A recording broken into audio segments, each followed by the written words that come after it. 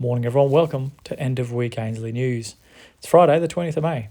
Safe havens bid against more Wall Street losses. More red on Wall Street last night on growing concerns about the US economy and its ability to handle higher rates. No surprise there. Whilst ending the session lower, the S&P 500 again miraculously bounced off the negative 20% bear market line without actually crossing it. However, the night was more notable for a surge in both gold and Bitcoin against that trend, and likewise bonds bid, meaning lower yields in the face of rising rates. The capitulation of a wide host of economic indicators is best illustrated in Bloomberg's US Macro Surprise Index, which has now fallen into negative territory. We show all these in our charts today over at ainsleyBullion.com.au. Click on news, and you'll be able to check out those charts in more detail. As the market turns to assets like bullion, Bitcoin and bonds in the face of the rising Fed's rate, it speaks volumes as the market's certainty that a hard landing recession is the inevitable result of this tightening in the face of weak fundamentals. To date, Bitcoin in particular has enjoyed an unusual correlation with the Nasdaq in particular, but the S&P 500 more broadly. That both have tanked heavily over the last few weeks has obviously weighed heavily on the crypto space, combined with the UST Luna fiasco. Likewise, the normally uncorrelated gold and silver prices too have been selling or underselling pressures as shares slide, with gold falling from US 1,960 to US 1,840 at the time of writing, despite last night's US $30 rally.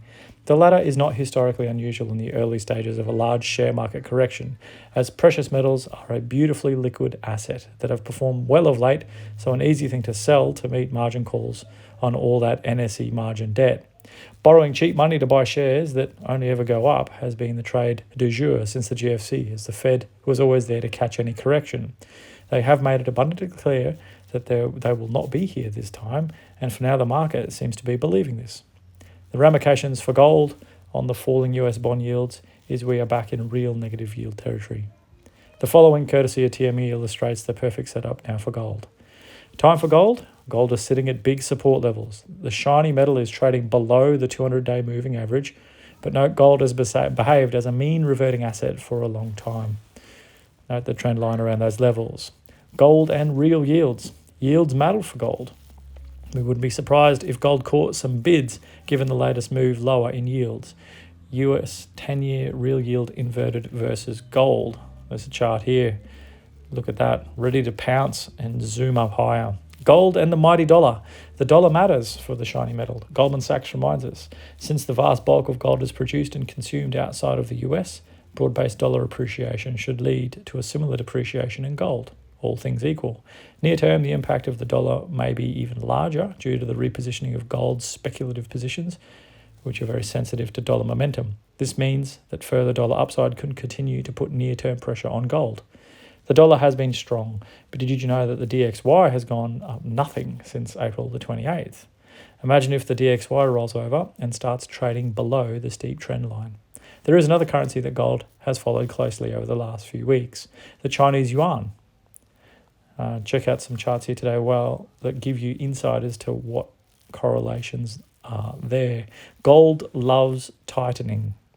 During 3 previous periods of major US FCI tightening, gold prices have increased.